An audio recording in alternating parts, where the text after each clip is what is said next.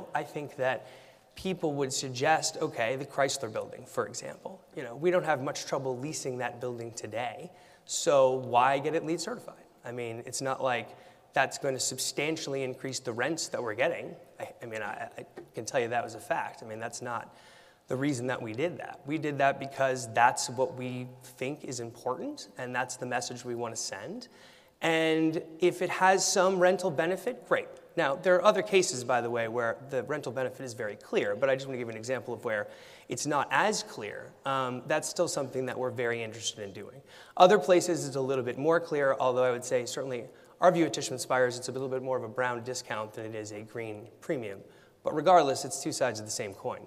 And you know, we're seeing a substantial increase in the brown discount effect occurring. And it's, I would add, you know, it's hard sometimes to think about it this way, but we certainly look at real estate on a market-by-market basis. Like, the United States is not one market. There's many different markets, and each market has very different requirements. And so there are some markets where there's a strong brown discount, and I will also say there's markets where it doesn't exist.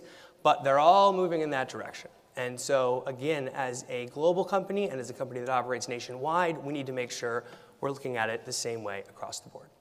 So with that, I'm going to end that. Thank you very much. Thank you very much, Jonathan.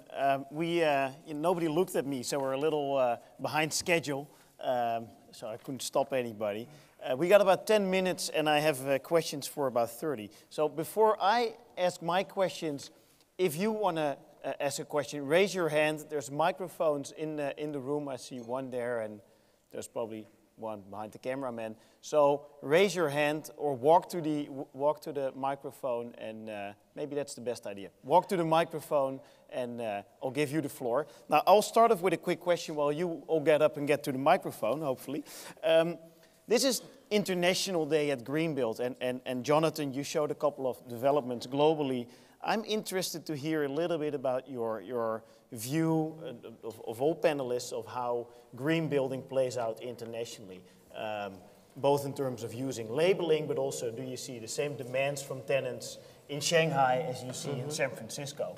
And I mean, you showed a couple of pictures where you had LEED certification in Frankfurt.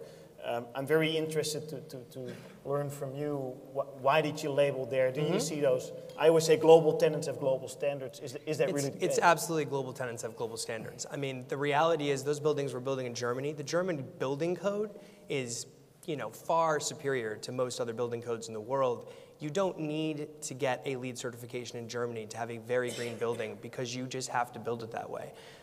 So for those last two buildings that we built in Frankfurt, we didn't need the LEED certification in any way in the sense of a sort of, we set the goal, we're going to build the building LEED Platinum. Those were things we would have otherwise done.